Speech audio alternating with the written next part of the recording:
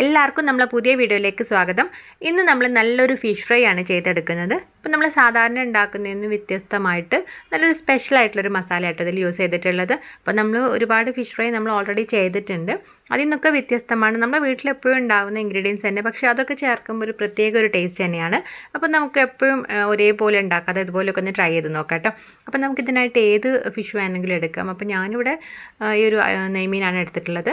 അപ്പോൾ നിങ്ങൾക്ക് ഏത് മത്തി വെച്ചിട്ടൊക്കെ വേണമെങ്കിൽ ചെയ്തെടുക്കാം കേട്ടോ. അപ്പോൾ നമുക്കതിൻ്റെ റെസിപ്പിയിലേക്ക് പോകാം.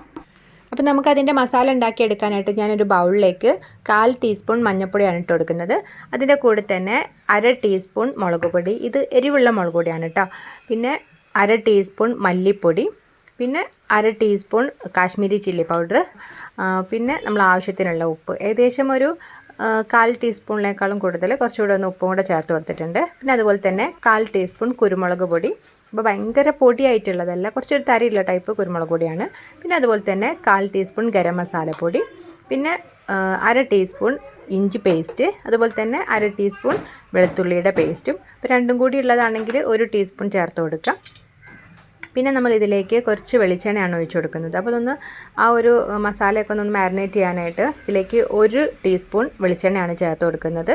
പിന്നെ അതുപോലെ അരമുറി ചെറുനാരങ്ങ പിഴിഞ്ഞ് ഒഴിച്ച് കൊടുക്കുന്നുണ്ട്. അപ്പോൾ ചെറുനാരങ്ങ നിങ്ങൾ കയ്യിലില്ല എന്നുണ്ടെങ്കിൽ അതിന് പകരമായിട്ട് വിനാഗിരി വേണമെങ്കിൽ യൂസ് ചെയ്യാം കേട്ടോ. അപ്പോൾ നമ്മൾ അതും ഒഴിച്ച് കൊടുക്കുക. എന്നിട്ട് കുറച്ച് വെള്ളം, അതായത് ഒരു ടീസ്പൂണോളം വെള്ളവും കൂടെ ചേർത്തിട്ട് നമ്മൾ ഈ ഒരു അരപ്പ് നന്നായിട്ടൊന്ന് മിക്സ് ചെയ്ത് കൊടുക്കുകയാണ്. ഈ ഒരു മസാലയൊക്കെ നല്ലൊരു ടേസ്റ്റ് തന്നെയാണ്. ചെറുനാരങ്ങയുടെ ഒരു പുളിപ്പും പിന്നെ കുരുമുളകും മുളക് പൊടിയുടെ ഒക്കെ ഒരു എരിവും, പിന്നെ നമ്മൾ വെളിച്ചെണ്ണ ഒക്കെ ചേർക്കും, പച്ച വെളിച്ചെണ്ണ ഒഴിക്കില്ല. അപ്പോൾ പച്ച വെളിച്ചെണ്ണ ഒക്കെ ഒഴിക്കുമ്പോൾ ആ ഒരു മസാലയ്ക്ക് നല്ലൊരു മണം തന്നെയാണ്. അപ്പോൾ നമ്മൾ മസാല ഇവിടെ റെഡി ആയിട്ടുണ്ട്. പിന്നെ ഞാനിവിടെ മീൻ എടുത്തിട്ടുള്ളത് നെയ്മീനാണ്. അപ്പോൾ ഏകദേശം ഒരു 400-500 അടുത്ത് ഉണ്ട്. അപ്പോൾ നന്നായിട്ട് ക്ലീൻ ആക്കിയിട്ട് കട്ടാക്കിയിട്ടുള്ളതാണ്. എന്നിട്ട് ഇതിലേക്ക് നമ്മൾ ഈ ഒരു മസാല ഒന്ന് തേച്ച് പിടിപ്പിച്ച് കൊടുക്കുകയാണ് കേട്ടോ.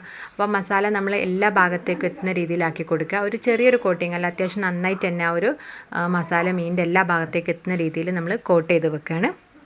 അപ്പം നമുക്ക് ഇതിനായിട്ട് ഏത് മീൻ വേണമെങ്കിലും എടുക്കാം കേട്ടോ. നമ്മൾ ചെറിയ മീനൊക്കെ എടുക്കുമ്പോൾ നല്ലൊരു ടേസ്റ്റ് തന്നെ ആയിരിക്കും. അപ്പോൾ ചെറിയ മീനൊക്കെ ആണെങ്കിൽ അതിൻ്റെ അകത്തോട്ടും ആ ഒരു മീൻ അങ്ങനെ വരഞ്ഞു കൊടുത്തിട്ട് അതിലകത്തൊക്കെ നന്നായിട്ട് ആ ഒരു മസാല എത്തുന്ന രീതിയിൽ നമ്മൾ തേച്ച് പിടിപ്പിച്ച് കൊടുക്കുക. എന്നിട്ട് ഏകദേശം ഒരു 20 മിനിറ്റ് അല്ലെങ്കിൽ ഒരു 1/4 മണിക്കൂറെങ്കിലും, ഒരു 15 മിനിറ്റെങ്കിലും നമ്മളത് മാരിനേറ്റ് ചെയ്ത് വെക്കണം. അപ്പോഴാണ് നല്ലൊരു ടേസ്റ്റ് ഉണ്ടാവുക.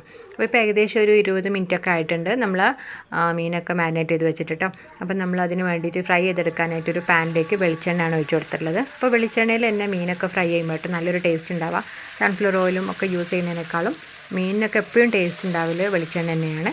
അപ്പോൾ എണ്ണ നന്നായിട്ടൊന്ന് ചൂടായതിന് ശേഷം നമ്മൾ ഇതിലേക്ക് ഓരോ മീൻ ഇട്ട് കൊടുക്കുകയാണ്. അപ്പോൾ ആദ്യം കുറച്ചൊന്ന് ചൂട് കൂട്ടിയിട്ടുണ്ടെങ്കിൽ പിന്നെ നമ്മൾ ഏകദേശം ഒരു ലോ ടു മീഡിയം ഫ്ലെയിമിലേക്ക് ആക്കി കൊടുക്കുക. ഫ്ലെയിം ഒരുപാട് കൂട്ടുന്ന സമയത്ത് ഈ ഒരു മസാല പെട്ടെന്ന് അങ്ങ് കരിഞ്ഞിട്ട് നമ്മളെ മീൻ അങ്ങ് കുക്കാവില്ല. അപ്പോൾ എപ്പോഴും ആ ഒരു കുറഞ്ഞ ഫ്ലെയിമിൽ നന്നായിട്ട് കുക്ക് ചെയ്ത് ഫ്രൈ ചെയ്ത് വരുന്നതാണ് ടേസ്റ്റ് ഉണ്ടാവുക. അത് വിചാരിച്ചിട്ട് ലോ ഫ്ലെയിമിലാക്കരുത്. അപ്പോൾ ഒരുപാട് എണ്ണ കുടിക്കും നമ്മൾ ഫിഷ് ഫ്രൈ ചെയ്യുന്ന സമയത്ത്. അപ്പോൾ ലോ ടു മീഡിയത്തിലേക്കാക്കുക, ഹൈ ആക്കരുത്.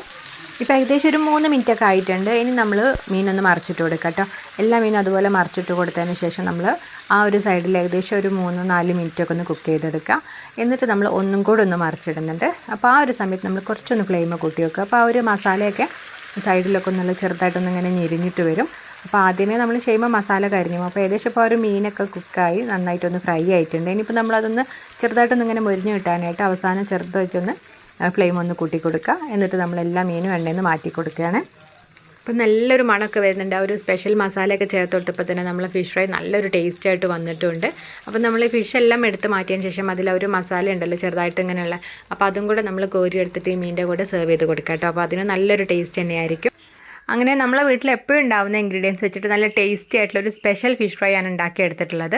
അപ്പോൾ ഇന്നത്തെ വീഡിയോ നിങ്ങൾക്ക് എല്ലാവർക്കും ഇഷ്ടമായിട്ടുണ്ടാവുമെന്ന് വിചാരിക്കുന്നു. അപ്പോൾ നമ്മൾ എപ്പോഴും ഉണ്ടാക്കുന്നതിന് വ്യത്യസ്തമായിട്ട് ഇതുപോലൊക്കെ ഒന്ന് ട്രൈ ചെയ്ത് നോക്കാം കേട്ടോ. അപ്പോൾ നമ്മളെ ചാനൽ ഇഷ്ടമായിട്ടുണ്ടെങ്കിൽ ഒന്ന് സബ്സ്ക്രൈബ് ചെയ്തിട്ട് സപ്പോർട്ട് ചെയ്യുക. അതുപോലെ തന്നെ അഭിപ്രായങ്ങളും കമൻസ് ആയിട്ടൊന്ന് രേഖപ്പെടുത്തുകയും ചെയ്യാം കേട്ടോ.